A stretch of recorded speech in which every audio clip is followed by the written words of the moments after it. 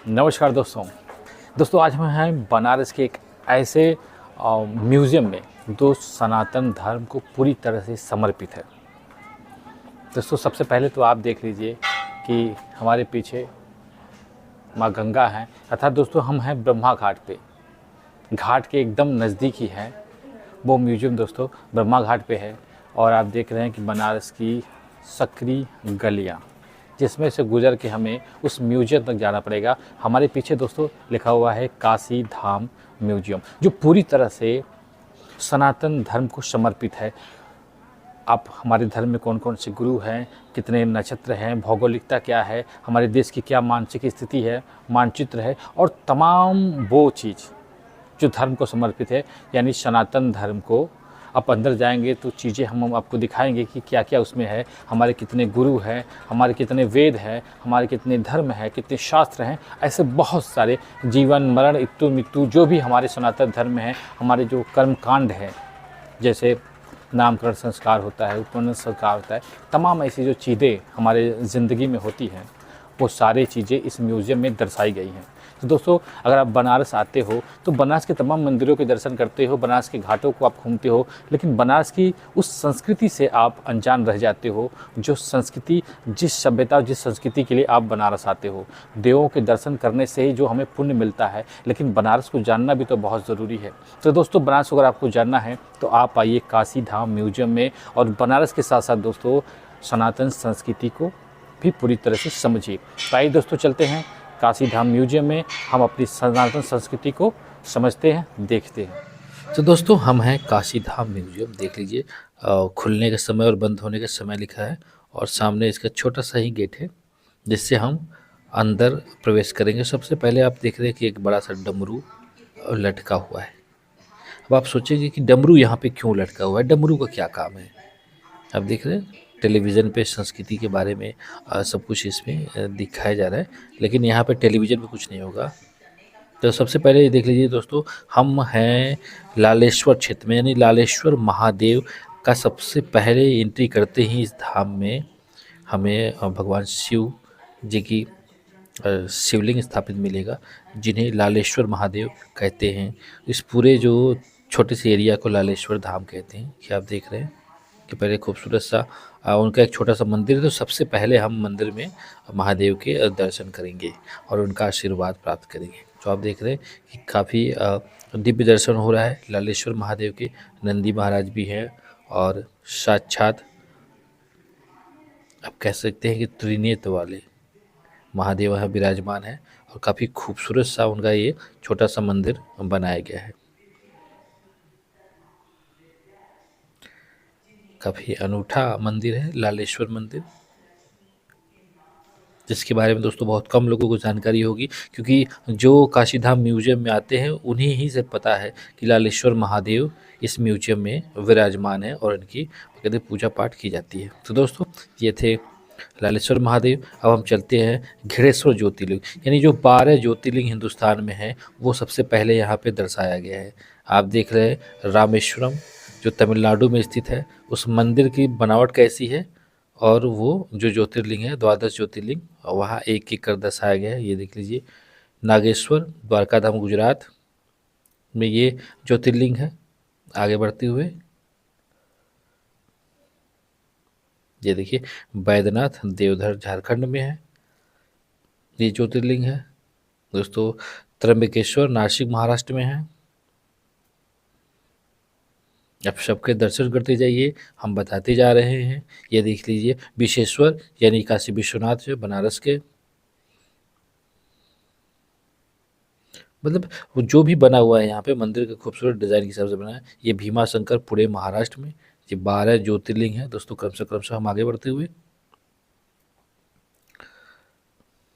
ये देख लीजिए केदारेश्वर केदारनाथ जो है उत्तराखंड में, और ये है ओंकारेश्वर मध्य प्रदेश में। और आगे बढ़ते हुए दोस्तों ये महाकालेश्वर उज्जैन मध्य प्रदेश में। आप सबके दर्शन करते चाहिए, हम आपको एक एक कर दिखाते जा रहे हैं। ये सनातन संस्कृति के रीढ़ है मल्लिकार्जुन श्रीशैलम आंध्र प्रदेश में। जैसे मंदिर का डिज़ाइन है वैसे ही यहाँ पे उस मंदिर का डिज़ाइन यहाँ पे बनाया गया है। दोस्तों ये सोमनाथ गुजरात में। तो दोस्तों ये 12 ज्योतिर्लिंग थे। और ये देख लीजिए कि जो हाथी, ये धर्म का कह सकते हैं, धर्मकांड का कह सकते हैं, काफ़ी खूबसूरत ये बनाया गया है। तो दोस्तों काशीधाम म्यूजियम है। और ये लालेश्वर महादेव के दर्शन हुए, बात 12 ज्योतिर्लिंगों के हमने दर्शन किए। अब हम चलते हैं दोस्तों, कुछ गुरुओं के दर्शन करते हैं। कि आप देख रहे हैं 3 गुरु यहाँ पे अब विराजमान हैं।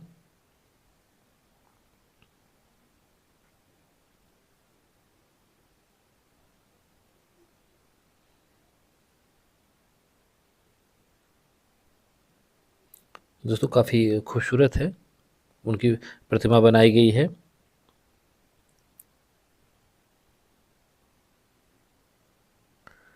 तो दोस्तों ये 3 गुरु थे जो हमारे धर्म से जुड़े हुए हैं। और ये रिसेप्शन है जहाँ से कि टिकट के साथ एंट्री आपको करना पड़ेगा, तो यहीं से आप टिकट प्राप्त करेंगे। और उसके बाद दोस्तों हम म्यूजियम के क्षेत्र में प्रवेश करेंगे। तो आइए दोस्तों चलते हैं, अब असल म्यूजियम में हम प्रवेश कर रहे हैं। तो म्यूजियम को दोस्तों तकरीबन 5-6 भागों में बांटा गया है। और आप देख रहे हैं सबसे पहला जो भाग है ये गीता क्षेत्र आता है। यहाँ गीता से जुड़े हुए उपदेश और उससे जुड़ी हुई चीज़ें प्रदर्शित की गई हैं, जो क्रमशः क्रमशः हम आपको एक एक कर दिखाएंगे। तो ये देख लीजिए, भारत क्षेत्र था, वो गीता क्षेत्र है, ये भारत क्षेत्र था। देख लीजिए भारत में कहाँ कहाँ ज्योतिर्लिंग है और पूरे नक्शे के साथ दर्शाया गया है, साथ ही उस पर अंकित भी किया गया है। मतलब एकदम खूबसूरत कहने के लिए कि आप जब इस धाम काशी धाम म्यूजियम में आएंगे तो आपका दिल खुश हो जाएगा। देखिए रावण है और तमाम ऐसी ऐसी तस्वीरें हैं, जैसे राम हैं। मतलब ज़िंदगी की हकीकत, जो कि भारत के जो सांस्कृतिक विरासत है, जो साहित्यिक विरासत है, जो सनातन विरासत है, वो सारे इस भारत क्षेत्र में प्रदर्शित की गई हैं, यानी दर्शाई गई हैं। एक एक कर खूबसूरत है। हम वैसे ही धीरे धीरे आपको दिखा रहे हैं ताकि आपको ऐसा एहसास हो कि आप ही ये म्यूजियम देख रहे हैं। देख रहे हैं नटराज जी की मूर्ति है, काफ़ी खूबसूरत है। जब आप अंदर आएंगे तो आपको बहुत सुकून मिलेगा, क्योंकि शांति मिलेगी, सुकून। तो दोस्तों हम चलते हैं तीसरे पड़ाव पे, यानी तीसरे कमरे में। देखते हैं कि ये किस क्षेत्र का है। तो सबसे पहले देख लीजिए दोस्तों, ये खगोल क्षेत्र है, यानी भौगोलिक स्थिति जो हमारे देश की क्या है, उससे जुड़ी हुई चीज़ें यहाँ पे दर्शाई गई हैं। जैसे देखिए मत्स्य है, यानी मत्स्य अवतार जैसे होता है ना, कूर्म है, देखिए वाराह अवतार है, ये अवतार है। आप देख लीजिए, हम धीरे धीरे आपको दिखा रहे हैं। ये नरसिंह अवतार है, ये वामन अवतार है, ये जो देव के अवतार रहे हैं। ये परशुराम है, वो भी एक अवतार थे। ये राम है, वो भी अवतार है। कृष्ण है हमारे सामने, वो भी अवतार है। तो दोस्तों एक एक कर जितने अवतार हैं हम दिखाते जा रहे हैं। ये कल्कि हैं। तो ये सारे अवतार जो हमारे देश में लिए हुए हैं, जिन महापुरुषों ने, जिन्हें भगवान का दर्जा दिया गया है, वो थे। और ये देखिए धान्य लक्ष्मी, ये संतान लक्ष्मी, ये भी धान्य लक्ष्मी। ऐसे ऐसे मूर्तियाँ प्रदर्शित की गई हैं देवियों के। ये राजलक्ष्मी,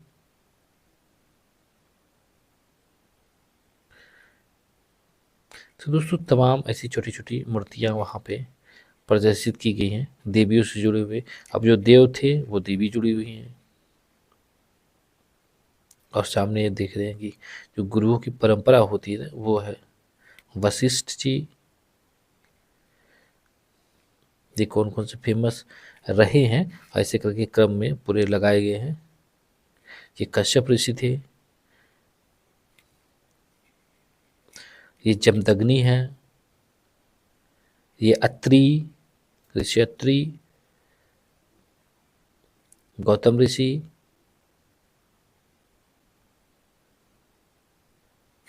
तो दोस्तों बहुत सारे हैं, किन्हीं का नाम बहुत धुंधला हो गया है तो इसलिए पढ़ने में नहीं आ रहा है, लेकिन सारे जो हमारे ऋषि हैं। और ये देख लीजिए हमारे देश के जो पक्षी हैं, जैसे फेमस पक्षी हैं, उल्लू है, मोर है, गाय है, तो ऐसे तमाम हमारे साहित्य में मिलता है। जो फेमस फूल है मिलते हैं, वो सब की यहाँ तस्वीरें लगाई गई है। तो काफ़ी खूबसूरत म्यूजियम है, आप आइए, बहुत ही खूबसूरत सा है। आगे बढ़ते हुए आप देख रहे हैं वो तमाम निशानियाँ जो देवों में इस्तेमाल की गई हैं, शंख जैसे, चक्र, गदा, धनुष, ये सब है। ये सब चीज़ों का भी प्रदर्शन किया गया है, साहित्य में था। और यहाँ पे एक ब्रह्मांड स्वरूप सा बनाया गया है कि बीच में पृथ्वी है और आगे अगल बगल में पूरे इंसान अलग अलग मुद्राओं में। ये खगोल चित्र जैसे होता है ना, कि सारे ग्रह नक्षत्र ये ऐसे ही ऐसे इंसानों को रूप दे के दिया गया है कि अलग अलग है। तो जो काफ़ी विजुअलिटी जब आप इसको देखेंगे तो यहाँ भी खूबसूरत लग रहा है और वहाँ भी काफ़ी खूबसूरत बनाया गया है। तो दोस्तों अब आइए चलते हैं अगले पड़ाव पे, यानी अगले कक्ष में चलते हैं। अब देखते हैं कि इस कक्ष में क्या दर्शाया गया है। तो सामने क्या है दोस्तों, काल क्षेत्र है। काल यानी मृत्यु से जुड़ी हुई चीज़ें यहाँ पे दर्शाई गई हैं, आप देख रहे हैं। और ये कोड दिखाया गया है, जो वास्तु के हिसाब से कोड होता है कि उत्तर पश्चिम और ईशान कोड, और ये सब जो कोड दिखाए गए हैं आप देख रहे हैं। उत्तर में कौन से देवता प्रेजेंट कर रहे हैं, पश्चिम में, दक्षिण में, पूरब में, और उसके बाद ईशान कोड। और ये सब कोड देखिए, अग्नि कोड है, तो यहाँ देखिए अग्नि देवता है जो वास्तु के हिसाब से है, क्योंकि सनातन संस्कृति वास्तु को भी मानती है। तो उसके सारे स्वरूप दिखाए दर्शाए गए हैं यहाँ पे, आप देख लीजिए। काफ़ी खूबसूरत शांत वातावरण जब आप देखेंगे तो एकदम से आप कह सकते हैं कि आपका मन रोमांचित हो जाएगा कि अपने संस्कृति के जो इतिहास से जिससे हम रूबरू नहीं हो पा रहे थे। आप देख लीजिए द्रौपदी चीरहरण का भी दिया गया है, भरत मिलाप का भी दिया गया है। तो संस्कृति में भाईचारे का भी प्रतीक दिया गया है और ऐश्वर्य का भी प्रतीक दिया गया है। आप देख लीजिए, ये भगवान श्री कृष्ण अर्जुन को जो उपदेश दे रहे होते, और यहाँ पे देखिए शिष्य और माता का जो संगत है उसका भी दिया जा रहा है। तो हर कुछ यहाँ पे दर्शाया गया है, देख लीजिए, काफ़ी खूबसूरत है।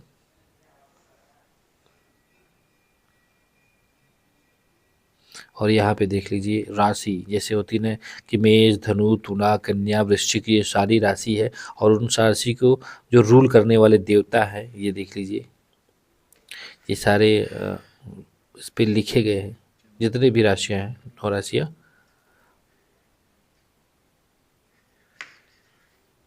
ये सारे दर्शाए गए हैं उनके चित्र के साथ और उनके देवताओं के साथ।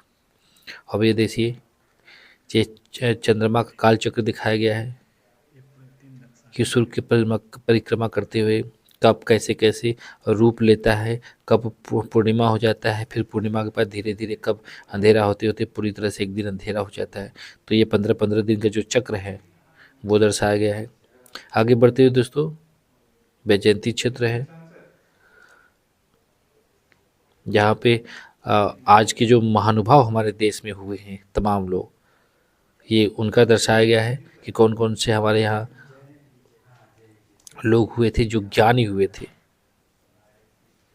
देख लीजिए स्वामी विवेकानंद हैं और तमाम जैसे जो हस्तियाँ रही हुई हैं, जो ऋषि के रूप में हुए, जो हमारे प्रेरणा स्रोत बन के आगे आए। ये देखिए वेद व्यास जी हैं, अलग अलग हर स्वरूप में जो है,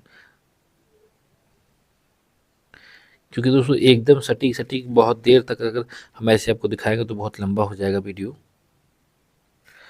लेकिन फिर भी कोशिश हम कर रहे हैं ताकि आपको ऐसा महसूस हो। देखिए आर्यभट्ट जी हैं कि जो विजुअल आप देख रहे हैं वो आपको लगे कि आप ही देख रहे हैं।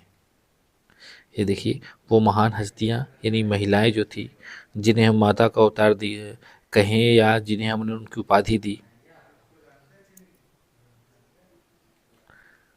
तो ये सारी विदुषी कह सकते हैं कि महिलाएं थी, जिन्हें बाद में हम पूछते हैं, हम उनके बताए हुए सदमार्गों पे चलने की कोशिश करते हैं। तो ऐसी महान हस्तियाँ भारत में हुई और वो सनातन संस्कृति के ही पोषक रही हैं। और ये दोस्तों देख लीजिए, ये वो चित्र है जो हिंदुस्तान के अलग अलग क्षेत्रों में मंदिरों के रूप में फेमस है। तो दोस्तों आगे बढ़ते हुए आप देख लीजिए, अलग अलग मुद्राएं हैं, अलग अलग चीज़ें हैं, हस्तरेखाओं के बारे में जानकारी है, गृहस्थ के बारे में जानकारी है और ज़िंदगी के तमाम उतार चढ़ाव के बारे में जानकारी है। ये सारी चीज़ें दोस्तों काशी धाम म्यूज़ियम में हमें मिलेगी। यहाँ देखिए, भाईचारा, प्रेम, मतलब सब कुछ दर्शाया गया है। सनातन संस्कृति से जुड़ी हुई हर एक चीज़ यहाँ पे दर्शाई गई है। आगे बढ़ते हुए दोस्तों संस्कार क्षेत्र है। अब इस संस्कार क्षेत्र में हम पाएंगे कि जैसे बच्चा जन्म लेता है, फिर अन्नप्राशन होता है, फिर उपनयन होता है, फिर और आगे बढ़ते हुए तमाम वो वैवाहिक होता है दाम्पत्य वाला, और फिर उसके बाद आप तो ये सारे जो संस्कार हमारे ज़िंदगी में जो होते हैं वो सारे दर्शाए गए हैं कि कब कब आपका नामकरण होगा, कब गर्भधारण होगा, या जब कब बच्चा को, मतलब तमाम चीज़ें आप समझ सकते हैं। देखिए चित्र के द्वारा हर कुछ यहाँ पे दर्शाया गया है कि कब आपका नामकरण होगा, कब क्या कैसे, हर चीज़ जो काफ़ी खूबसूरत है। क्योंकि जिसको अगर नहीं भी पता है ना, जैसे देखिए मुंडन संस्कार, उपनयन संस्कार, तमाम संस्कार हमारे हैं जो सही से तो हम समझते हैं कि आम आदमी को पता ही नहीं होता। और हमारे देखिए वेद, यथर्ववेद और यजुर्वेद, ये हमारे 4 वेद हैं, और ये नीचे बहुत सारे उपनिषद और जो भी हमारी धार्मिक और ग्रंथ रहे हैं, ये सामने इस दीवार पे दर्शाए गए हैं कि कितने हमारे पास वेद उपनिषद रहे हैं। और दोस्तों 4 वेदों में से 2 इधर हैं, 2 इधर सामवेद और ऋग्वेद, 4 वेद हैं, और ये तमाम उसके सहायक उपवेद कह सकते हैं। तो ये काफ़ी खूबसूरत है, क्योंकि जो चीज़ें आप नहीं जानते हैं, आप इस म्यूज़ियम में आएंगे तो वो चीज़ें आपको आसानी से पता चल जाएंगी कि हमारे साथ हमारे धर्म में हमारी ये सब चीज़ें होती हैं। क्योंकि आज की भागती दुनिया और आर्थिक दुनिया में हम ये सब चीज़ें पीछे छोड़ते हुए चले आए, या यूँ कह सकते हैं कि हम बहुत पीछे छोड़ चुके हैं, अब हम उसे भूल चुके हैं। सिर्फ जानते हैं कि संस्कार होते हैं, लेकिन किसी से पूछिए तो कोई 1 बताएगा, कोई 2 बताएगा, कोई 3 बताएगा, लेकिन पूरा कोई नहीं बता पाएगा। और कितने लोग होते भी कहेंगे अरे क्या रखा है इन संस्कारों में। दोस्तों संस्कार ही जो है ना, वो आपको एक परफेक्ट इंसान बना सकते हैं, क्योंकि संस्कार ही हैं जो आपको जीने का रास्ता बताते हैं, और संस्कार ही हैं जो आपको मुसीबतों से निकालते भी हैं। तो दोस्तों क्योंकि जैसे संस्कार आप सब, जैसे गुरु आपको ज्ञान देते हैं ना, तो संस्कार जो धर्म है ना वो संस्कार देता है, वो भी आपको गुरु के ज्ञान से कहीं ज़्यादा शक्तिशाली होता है, क्योंकि वही आपको बांध के रखता है। गुरु का ज्ञान तो आपको आर्थिक रूप से इस दुनिया में जीने योग्य बनाता है, लेकिन संस्कार जो है ना वो आपको व्यक्तिगत रूप से स्ट्रांग बनाते हैं। तो दोस्तों आगे बढ़ते हुए यहाँ पे देख लीजिए, हमारे देश की तरफ तमाम जो जवान है, जो वीर सपूत जिनको कहते हैं, उनका भी एक छोटा सा अभिनंदन किया गया है इस म्यूज़ियम में, आप देख रहे हैं। और किस तरह वह दर्शाया गया है कि तमाम परिस्थितियों में जब देश आज़ाद नहीं हुआ था, तो किस तरह जो हमारे स्वतंत्रता सेनानी थे वो जेलों में इस तरह हंसी खुशी कैद होते थे, जैसे लगता था कि वो किसी जन्नत में आए हुए हैं। अपनी देश अपनी माता की आज़ादी के लिए जेल जाना उस वक्त आम बात थी। तो जो प्रेम और स्नेह था देश के लिए, वो भी यहाँ पे दर्शाया गया है। तो काफ़ी खूबसूरत है।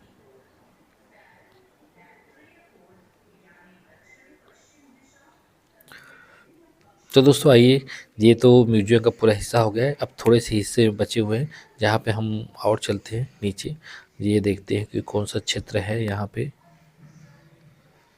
तो दोस्तों ये गंगा क्षेत्र है, यानी माँ गंगा से जुड़ी हुई चीज़ें यहाँ पे प्रदर्शित की गई हैं चित्रों के रूप में। आप देख रहे हैं जो काफ़ी खूबसूरत सा जो उसका चित्रांकन किया गया है, जो यहाँ पे दिखाया गया किस तरह गंगा घाट के आसपास जो जो चीज़ें बनाई गई हैं, बनारस की संस्कृति भी यहाँ पे दी गई है। तो दोस्तों आज की वीडियो में बस इतना ही, मिलते हैं नेक्स्ट वीडियो में, तब तक के लिए आज्ञा दीजिए, नमस्कार।